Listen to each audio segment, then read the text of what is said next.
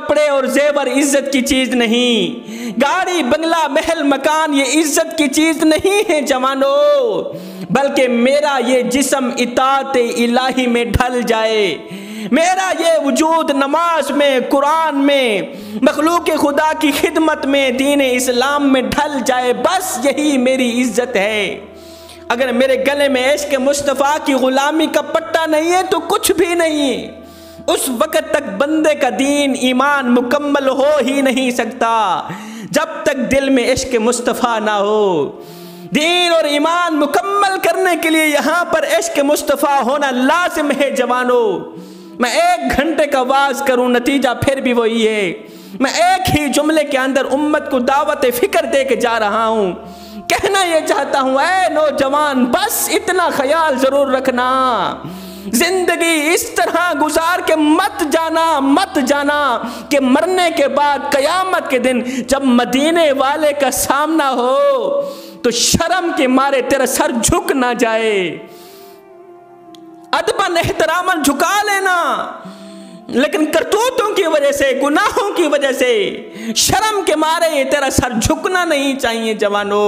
تم اللہ کے لیے پیدا کیے گئے ہو اور مدینے والے کی تم امانت ہو، اوے مرنے کے بعد مدینے والے کو کیا منہ دکھاؤ گے؟ حضرت سیدنا موسیٰ علیہ السلام نے عرض کی یا باری تعالیٰ دنیا میں کون لوگ ہیں، مخلوق میں سے کون لوگ ہیں جو تجھے سب سے زیادہ پیارے ہیں؟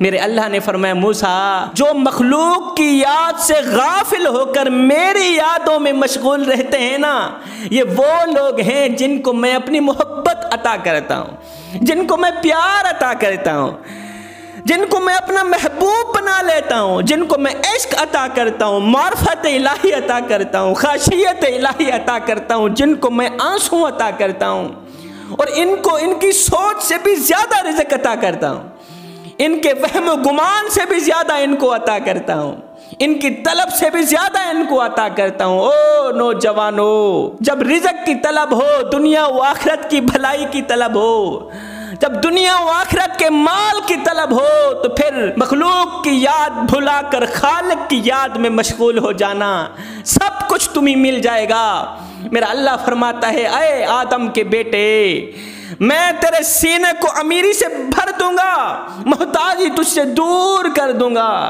تیرے ہاتھوں کو امیری سے، مال سے، دولت سے، رزق سے، شہرت سے بھر دوں گا، تجھے اتنا کچھ عطا کروں گا کہ تجھ سنبھال ہی نہیں پائے گا اگر تو زندگی میں ایک کام کر لے تو۔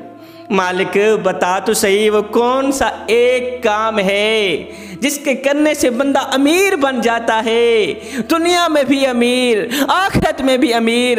میرا اللہ فرماتا ہے اے میرے بندے وہ کام یہ ہے کہ تو 24 گھنٹوں میں سے 1 گھنٹہ میرے لیے نکال لے، خالص میرا ہو کے، خالص ہو کے، مخلص ہو کے تو میری چوکھٹ پہ آ جا، یہاں سے دنیا کو 1 گھنٹے کے لیے نکال دے، میرے حضور کھڑا ہو جا، نماز پڑھ، قیام کر، رکوع کر، سجدے کے بعد دعا کے لیے ہاتھ اٹھا، مجھ سے رزق حلال طلب کر، اور میرا دیا گیا رزق تو خود بھی کھا، غریبوں میں بھی تقسیم کر، ضرورت مندوں کی ضرورتوں کو پورا کر، غریبوں کو بھی کھلا، بھوکوں کو بھی کھلا، مسکینوں کو بھی کھلا۔ اے میرے بندے مجھے اپنی عزت اور جاہ و جلال کی قسم تو میری راہ پہ دیتا جائے گا، میں تیری راہ پہ دیتا جاؤں گا، میں تجھے زندگی میں کبھی غریب نہیں کروں گا۔ جوانو جب رزق کی طلب ہو، جب مال کی طلب ہو تو مخلوق کی یادوں سے غافل ہو کر خالق کی یاد میں مشغول ہو جانا۔ ٹھنڈی ٹھنڈی ہوا چل رہی تھی، ہلکی ہلکی بوندا باندی ہو رہی تھی، بادشاہ سلامت چہل قدمی کے لیے دریا کے من سے گزرانا، دریا کے کنارے سے گزرانا، تو آگے ایک فقیر بابا اللہ والا ریت پہ سویا ہوا تھا۔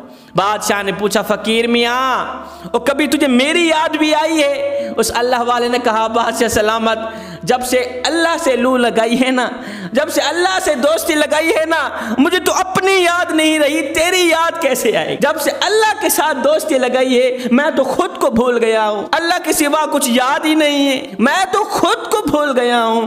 جو بندہ خود کو بھول جائے وہ کسی کو کیسے یاد کر سکتا ہے؟ بادشاہ نے کہا فقیر میاں سنا کیا حال ہے تیرا؟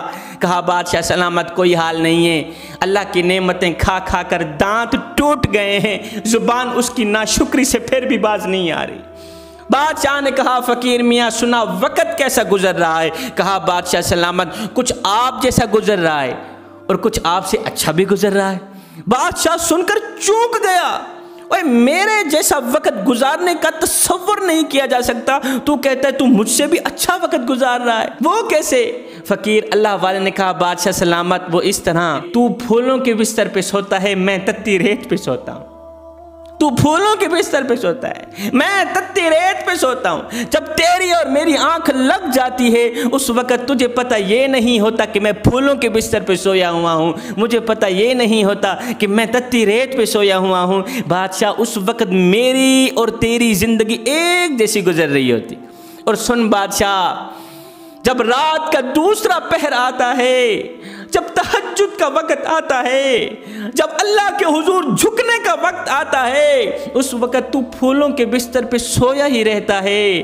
میں تہجد کی نماز پڑھنے کے لیے مصلی بچھاتا ہوں، اللہ کے حضور کھڑا ہو جاتا ہوں۔ بادشاہ اس وقت میری زندگی تیری زندگی سے کہیں زیادہ اچھی گزر رہی ہوتی۔ جوانو خدا را اپنی جوانی کو دین کی راہ پہ ڈھال لو، اپنی جوانی کو، اپنے قیمتی وقت کو نماز میں ڈھال لو، قرآن میں ڈھال لو۔ یہ زندگی کے لمحے تمہارے اور میرے لیے غنیمت ہیں، ان لمحوں میں نماز پڑھ لو، قرآن پڑھ لو، بوڑھے باپ کی چٹی داڑھی کا حیا کر لو، بوڑھے والدین کی خدمت کر لو۔ ایک بادشاہ نے اعلان کیا کہ میری سلطنت میں جو سب سے زیادہ بدبخت ہے، سب سے بڑا بدقسمت انسان ہے، اس کو میرے سامنے لایا جائے۔ میری خواہش ہے کہ میں بدبخت کو دیکھنا چاہتا ہوں۔ وزیر باہر نکلا، کافی تلاشی کے بعد ایک شخص کو لے کر آیا۔ بادشاہ سلامت یہ دنیا کا سب سے بڑا بدبخت ترین انسان ہے۔ خیر بادشاہ نے دیکھا، اس کو واپس بھیج دیا۔ کچھ عرصہ بعد بادشاہ کو پھر خواہش لاحق ہوئی کہ میں کسی نیک انسان کو دیکھوں۔ وزیر باہر نکلا، کافی تلاشی کے بعد وہ ایک نیک انسان کو لے کر آیا۔ بادشاہ نے دیکھا، نیک انسان کو دیکھ کر حیران رہ گیا، کہنے لگا او وزیر، اور یہ تو وہی بدبخت انسان ہے جو کچھ عرصہ پہلے لے کر آیا تھا، وہ بدبخت نیکوں کاروں میں کیسے تبدیل ہو گیا؟ اس وزیر نے کہا بادشاہ سلامت جب پہلی بار میں باہر نکلا تھا، کافی دور جانے کے بعد میں نے دیکھا ایک بزرگ تھا جو اپنے بیٹے کو بد دعائیں دے رہا تھا، بیٹے کا گلہ کر رہا تھا، رو رہا تھا، رو رو کے بیٹے کے حق میں بد دعا دے رہا تھا۔ میں سمجھ گیا تھا کہ اس کا جو بیٹا ہے دنیا کا سب سے بڑا بدبخت ترین انسان ہے۔ اور جب دوسری بار گیا ہوں، وہی باپ اپنے بیٹے کی تعریف بیان کر رہا تھا، اللہ سے بیٹے کی لمبی عمر کے لیے دعائیں مانگ رہا تھا۔ مجھے پکا یقین ہو گیا وہ بڑا ہی خوش قسمت ترین انسان ہے، نیک انسان ہے، جس کے حق میں اس کے ماں باپ دعائیں مانگ رہے ہیں۔ حضرت سیدنا علی المرتضیٰ شیر خدا کرم اللہ وجہ الکریم کے پاس ایک شخص آیا، کہنے لگا حضرت ایک بات تو بتائیں۔ کہا جی کون سی بات؟ کہا یہ بتائیں کہ میں اچھا ہوں یا برا ہوں، یہ بتائیں میں نیک ہوں یا بد ہوں۔ حضرت علی نے فرمایا میاں مجھے کیا معلوم، یہ تو اللہ ہی جانتا ہے یا تو جانتا ہے کہ تو اچھا ہے یا برا ہے۔ اس نے کہا حضرت میں نے سنا ہے اللہ تعالیٰ نے آپ کو بڑے ہی علم سے نواز رکھا ہے، مجھے بتائیں نا۔ حضرت سیدنا علی المرتضیٰ شیر خدا کرم اللہ وجہ الکریم نے فرمایا اچھا پھر مجھے ایک بات تو بتا، وہ یہ ہے کہ تیرے والدین زندہ ہیں یا فوت ہو چکے؟ کہا جی میرے والدین فوت ہو چکے۔ اچھا یہ بتا کہ والدین کے لیے مغفرت کی دعا بھی کرتا ہے یا نہیں کرتا؟ اس شخص نے کہا جی روزانہ کرتا ہوں۔ حضرت علی نے فرمایا پھر تو نیک ہے، اگر تو والدین کی مغفرت کے لیے دعائیں کرتا ہے نا پھر تو نیک ہے اور اچھی اولاد ہے۔ کہا حضرت وہ کیسے؟ حضرت علی نے فرمایا ایک دن میں نے اپنے میٹھے نبی سے سنا تھا، کریم آقا نے فرمایا تھا کہ جو اولاد فوت شدہ والدین کی مغفرت کے لیے دعا کرتی ہے وہ اولاد اچھی اولاد ہوتی ہے، وہ اولاد نیک اولاد ہوتی ہے۔